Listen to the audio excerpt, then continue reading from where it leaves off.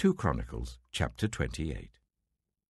Ahaz was 20 years old when he became king, and he reigned in Jerusalem for 16 years. Unlike David his father, he did not do what was right in the eyes of the Lord. He followed the ways of the kings of Israel, and also made idols for worshipping the Baals. He burned sacrifices in the valley of Ben Hinnom, and sacrificed his children in the fire, engaging in the detestable practices of the nations that the Lord had driven out before the Israelites. He offered sacrifices and burned incense at the high places, on the hilltops, and under every spreading tree. Therefore the Lord his God delivered him into the hands of the king of Aram. The Arameans defeated him and took many of his people as prisoners and brought them to Damascus. He was also given into the hands of the king of Israel, who inflicted heavy casualties on him. In one day, Pekah, son of Remaliah, killed 120,000 soldiers in Judah, because Judah had forsaken the Lord, the God of their ancestors. Zichri, an Ephraimite warrior, killed Maaseiah, the king's son, Azrikam, the officer in charge of the palace, and Elkanah, second to the king.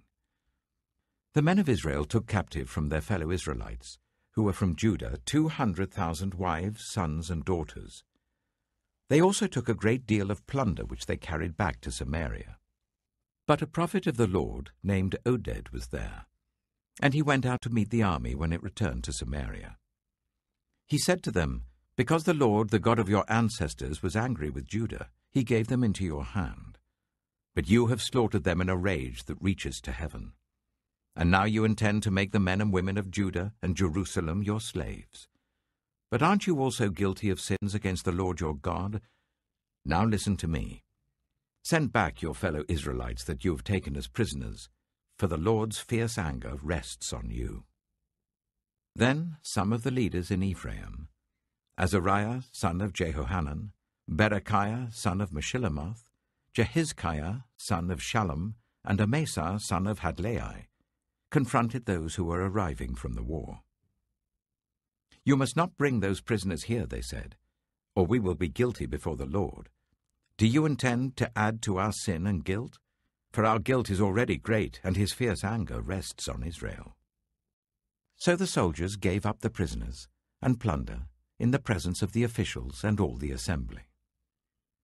The men designated by name took the prisoners, and from the plunder they clothed all who were naked.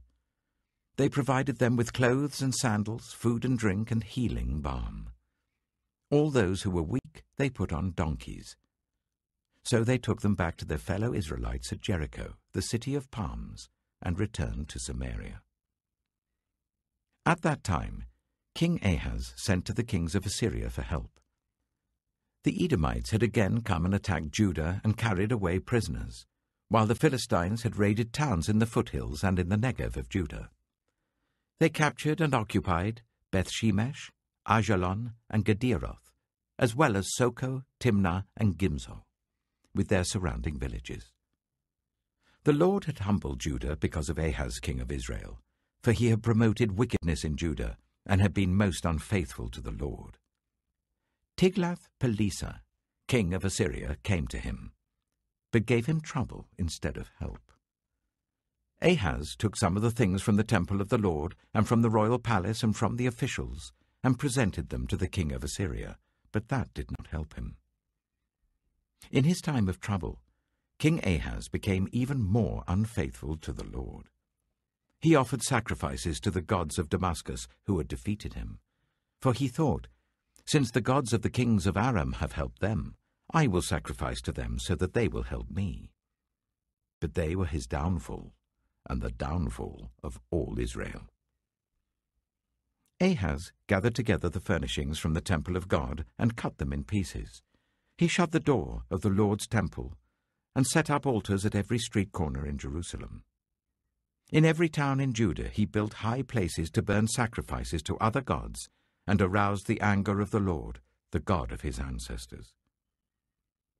The other events of his reign and all his ways from beginning to end are written in the book of the kings of Judah and Israel. Ahaz rested with his ancestors and was buried in the city of Jerusalem, but he was not placed in the tombs of the kings of Israel. And Hezekiah his son succeeded him as king. 2 Chronicles chapter 29. Hezekiah was 25 years old when he became king, and he reigned in Jerusalem for 29 years. His mother's name was Abijah, daughter of Zechariah. He did what was right in the eyes of the Lord, just as his father David had done. In the first month of the first year of his reign, he opened the doors of the temple of the Lord and repaired them. He brought in the priests and Levites, assembled them in the square on the east side, and said, "Listen to me, Levites. Consecrate yourselves now, and consecrate the temple of the Lord, the God of your ancestors. Remove all defilement from the sanctuary. Our parents were unfaithful. They did evil in the eyes of the Lord our God and forsook him. They turned their faces away from the Lord's dwelling place and turned their backs on him. They also shut the doors of the portico and put out the lamps. They did not burn incense or present any burnt offerings at the sanctuary to the God of Israel. Therefore, the anger of the Lord has fallen on Judah and Jerusalem. He has made them an object of dread and horror and scorn, as you can see with your own eyes.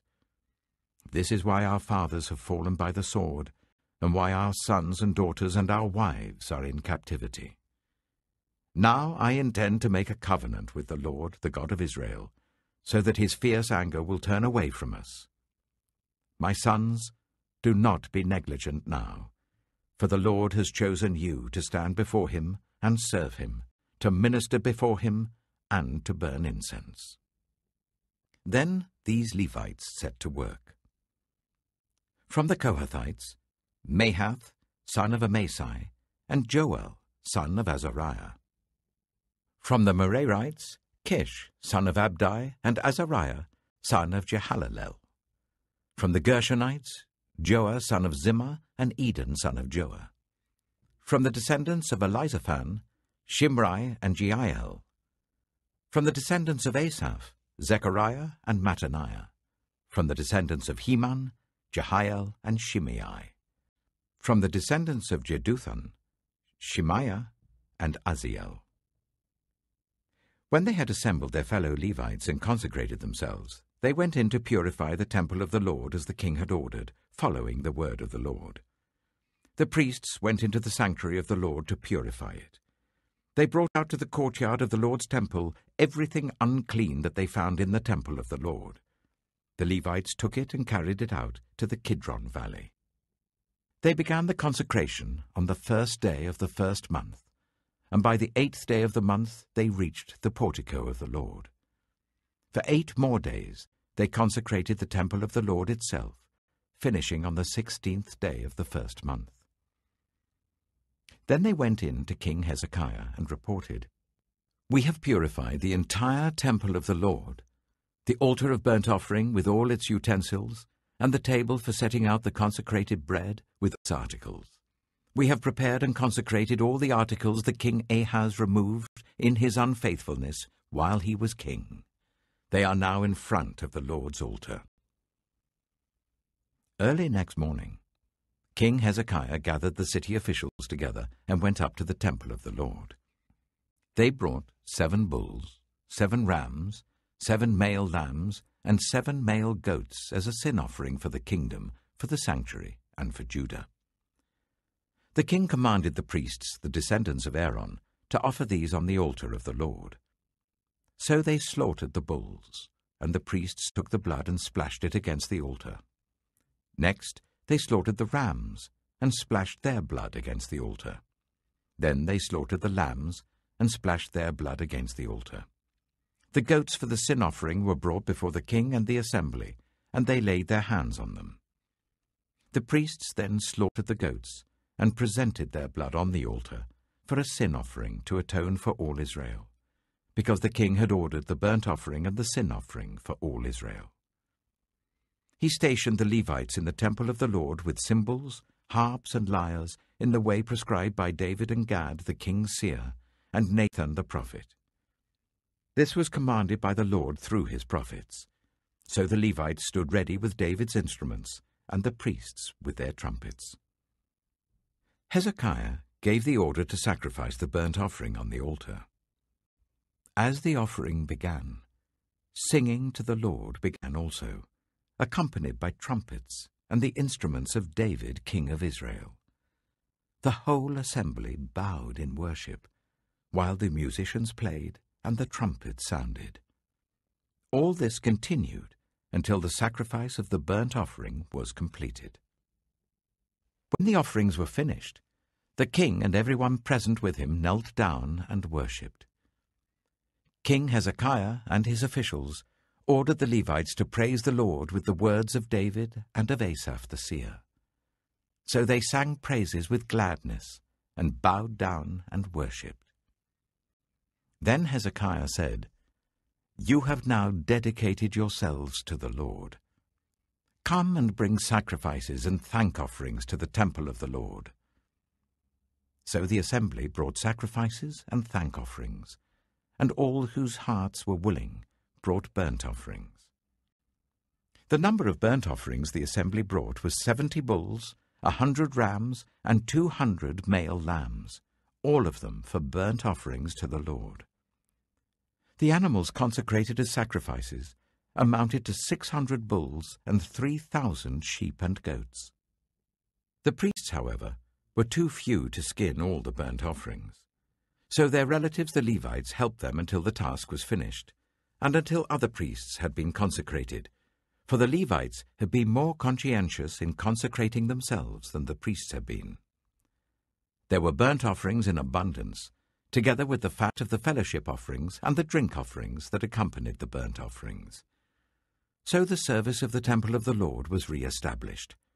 Hezekiah and all the people rejoiced at what God had brought about for his people, because it was done so quickly. 2 Chronicles, chapter 30. Hezekiah sent word to all Israel and Judah, and also wrote letters to Ephraim and Manasseh, inviting them to come to the temple of the Lord in Jerusalem and celebrate the Passover to the Lord, the God of Israel. The king and his officials and the whole assembly in Jerusalem decided to celebrate the Passover in the 2nd month. They had not been able to celebrate it at the regular time, because not enough priests had consecrated themselves and the people had not assembled in Jerusalem. The plan seemed right, both to the king and to the whole assembly. They decided to send a proclamation throughout Israel from Beersheba to Dan, calling the people to come to Jerusalem and celebrate the Passover to the Lord, the God of Israel. It had not been celebrated in large numbers according to what was written. At the king's command, couriers went throughout Israel and Judah with letters from the king and from his officials, which read, "People of Israel, return to the Lord, the God of Abraham, Isaac, and Israel, that he may return to you who are left, who have escaped from the hand of the kings of Assyria. Do not be like your parents and your fellow Israelites, who were unfaithful to the Lord, the God of their ancestors, so that he made them an object of horror, as you see. Do not be stiff-necked as your ancestors were. Submit to the Lord. Come to his sanctuary, which he has consecrated forever. Serve the Lord your God, so that his fierce anger will turn away from you. If you return to the Lord, then your fellow Israelites and your children will be shown compassion by their captors, and will return to this land. For the Lord your God is gracious and compassionate. He will not turn his face from you if you return to him." The couriers went from town to town in Ephraim and Manasseh, as far as Zebulun, but people scorned and ridiculed them. Nevertheless, some from Asher, Manasseh, and Zebulun humbled themselves and went to Jerusalem. Also in Judah the hand of God was on the people to give them unity of mind, to carry out what the king and his officials had ordered, following the word of the Lord. A very large crowd of people assembled in Jerusalem to celebrate the festival of unleavened bread in the 2nd month. They removed the altars in Jerusalem and cleared away the incense altars and threw them into the Kidron Valley. They slaughtered the Passover lamb on the 14th day of the 2nd month. The priests and the Levites were ashamed and consecrated themselves and brought burnt offerings to the temple of the Lord. Then they took up their usual positions, as prescribed in the law of Moses, the man of God. The priests splashed against the altar the blood handed to them by the Levites. Since many in the crowd had not consecrated themselves, the Levites had to kill the Passover lambs for all those who were not ceremonially clean, and could not consecrate their lambs to the Lord. Although most of the many people who came from Ephraim, Manasseh, Issachar, and Zebulun had not purified themselves, yet they ate the Passover contrary to what was written. But Hezekiah prayed for them, saying, "May the Lord who is good pardon everyone who sets their heart on seeking God, the Lord, the God of their ancestors, even if they are not clean according to the rules of the sanctuary." And the Lord heard Hezekiah and healed the people. The Israelites, who were present in Jerusalem, celebrated the festival of unleavened bread for 7 days with great rejoicing, while the Levites and priests praised the Lord every day with resounding instruments dedicated to the Lord. Hezekiah spoke encouragingly to all the Levites, who showed good understanding of the service of the Lord. For the 7 days they ate their assigned portion and offered fellowship offerings and praised the Lord, the God of their ancestors. The whole assembly then agreed to celebrate the festival 7 more days, so for another 7 days they celebrated joyfully. Hezekiah, king of Judah, provided 1,000 bulls and 7,000 sheep and goats for the assembly, and the officials provided them with 1,000 bulls and 10,000 sheep and goats. A great number of priests consecrated themselves. The entire assembly of Judah rejoiced, along with the priests and Levites and all who had assembled from Israel, including the foreigners who had come from Israel and also those who resided in Judah. There was great joy in Jerusalem, for since the days of Solomon son of David, king of Israel, there had been nothing like this in Jerusalem. The priests and the Levites stood to bless the people, and God heard them, for their prayer reached heaven, his holy dwelling place. Acts, chapter 22. Brothers and fathers, listen now to my defense. And when they heard him speak to them in Aramaic, they became very quiet. Then Paul said, "I am a Jew, born in Tarsus of Cilicia, but brought up in this city.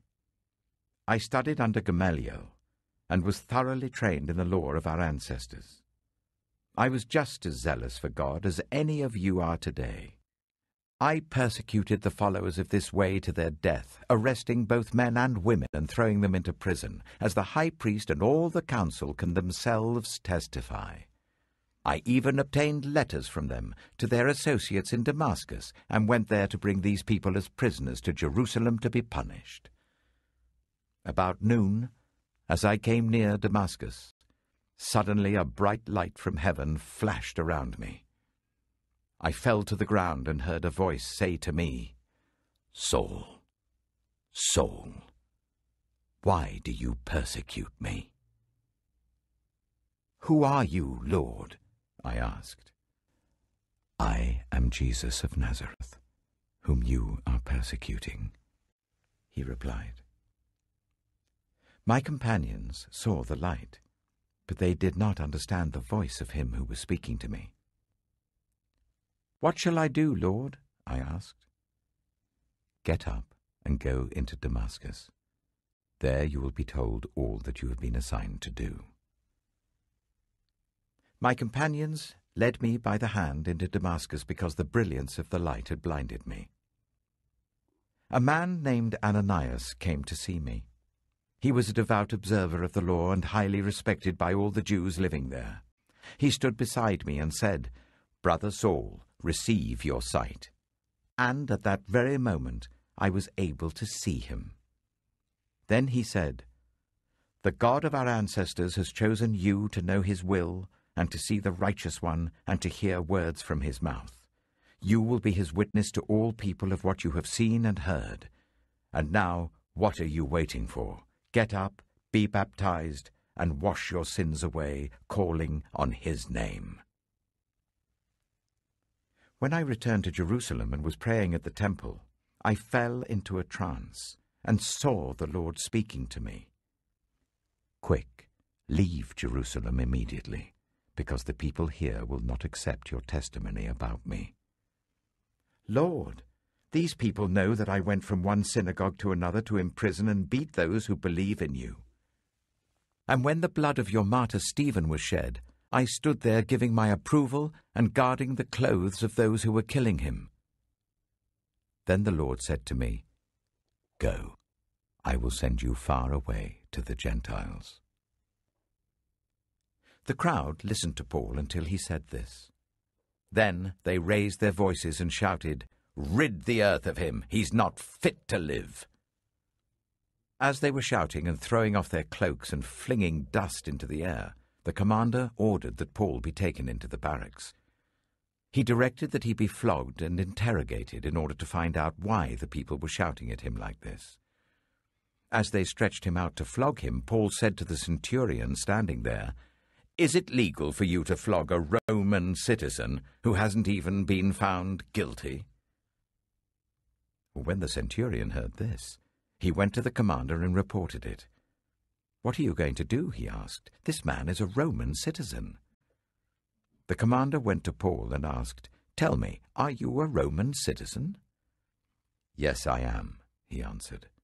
Then the commander said, I had to pay a lot of money for my citizenship.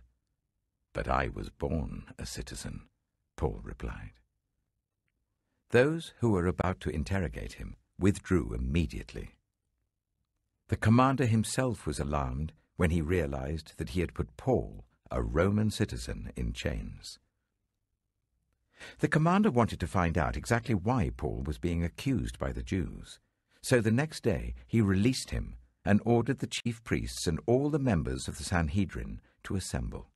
Then he brought Paul and set him before them. Psalm 6. Lord, do not rebuke me in your anger, or discipline me in your wrath. Have mercy on me, Lord, for I am faint. Heal me, Lord, for my bones are in agony. My soul is in deep anguish. How long, Lord? How long? Turn, Lord, and deliver me. Save me because of your unfailing love. Among the dead, no one proclaims your name. Who praises you from the grave? I am worn out from my groaning. All night long I flood my bed with weeping and drench my couch with tears. My eyes grow weak with sorrow. They fail because of all my foes. Away from me, all you who do evil, for the Lord has heard my weeping. The Lord has heard my cry for mercy. The Lord accepts my prayer. All my enemies will be overwhelmed with shame and anguish. They will turn back and suddenly be put to shame. The Book of Proverbs. Proverbs, chapter 1. The Proverbs of Solomon, son of David, king of Israel, for gaining wisdom and instruction, for understanding words of insight, for receiving instruction in prudent behavior, doing what is right and just and fair, for giving prudence to those who are simple, knowledge and discretion to the young. Let the wise listen and add to their learning, and let the discerning get guidance, for understanding proverbs and parables, the sayings and riddles of the wise. The fear of the Lord is the beginning of knowledge, but fools despise wisdom and instruction. Listen, my son, to your father's instruction, and do not forsake your mother's teaching. They are a garland to grace your head, and a chain to adorn your neck. My son, if sinful men entice you, do not give in to them. If they say, "Come along with us, let's lie in wait for innocent blood, let's ambush some harmless soul, Let's swallow them alive, like the grave, and whole, like those who go down to the pit. We will get all sorts of valuable things and fill our houses with plunder. Cast lots with us. We will all share the loot. My son, do not go along with them. Do not set foot on their paths, for their feet rush into evil. They are swift to shed blood. How useless to spread a net where every bird can see it. These men lie in wait for their own blood. They ambush only themselves. Such are the paths of all who go after ill-gotten gain. It takes away the life of those who get it. Out in the open, wisdom calls aloud. She raises her voice in the public square. On the top of the wall she cries out. At the city gate she makes her speech. How long will you who are simple love your simple ways? How long will mockers delight in mockery and fools hate knowledge? Repent at my rebuke. Then I will pour out my thoughts to you, and I will make known to you my teachings. But since you refuse to listen when I call, and no one pays attention when I stretch out my hand, since you disregard all my advice and do not accept my rebuke, I in turn will laugh when disaster strikes you. I will mock when calamity overtakes you. When calamity overtakes you like a storm, when disaster sweeps over you like a whirlwind, when distress and trouble overwhelm you, then they will call to me, but I will not answer. They will look for me, but will not find me, since they hated knowledge and did not choose to fear the Lord. Since they would not accept my advice and spurned my rebuke, they will eat the fruit of their ways and be filled with the fruit of their schemes. For the waywardness of the simple will kill them, and the complacency of fools will destroy them. But whoever listens to me will live in safety and be at ease, without fear of harm.